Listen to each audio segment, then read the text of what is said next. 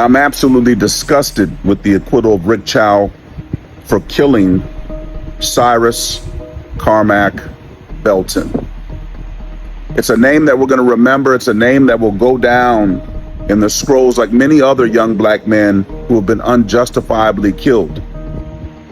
And the Fifth Circuit solicitor is an elected official. So I want to say a few things. The first thing is, if you're really outraged in South Carolina, vote out the Fifth Circuit solicitor and bring in someone who's going to be about real justice. Because my belief is that the prosecutors threw this case, I don't care what their color is, I believe they threw the case because they did not have a manslaughter or a second-degree murder charge.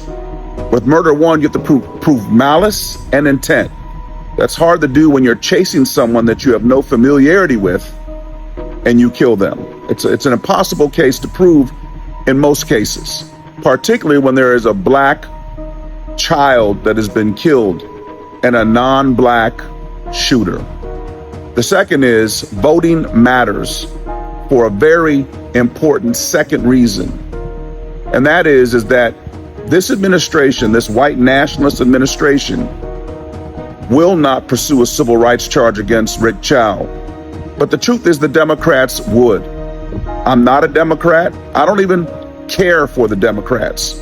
But a Democratic administration, based on the fact that 90% of the black population vote for them, would certainly pursue a civil rights investigation, and Mr. Chow would be brought up on criminal charges under federal law. The third thing is this, and it's very simple. We need to take back the businesses that we frequent the most in our own community. We need to open our own businesses. There is an economic rationale here. There's an economic basis. And if this is not a watershed moment for us to really think more about entrepreneurship in the black community and owning the businesses that we frequent, then we shouldn't complain about anything at all. Lawyers on both sides have a responsibility to zealously advocate for their client. I'm not so sure that that was done with the prosecution. It was certainly done for Rick Chow. And I'm not going to hold that defense lawyer responsible for the outcome because it was a jury that was diverse, 6 black jurors. But did the case get proven based on the standard? And the answer there is clearly no.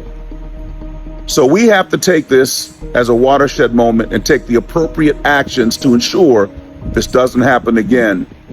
Stay tuned for more.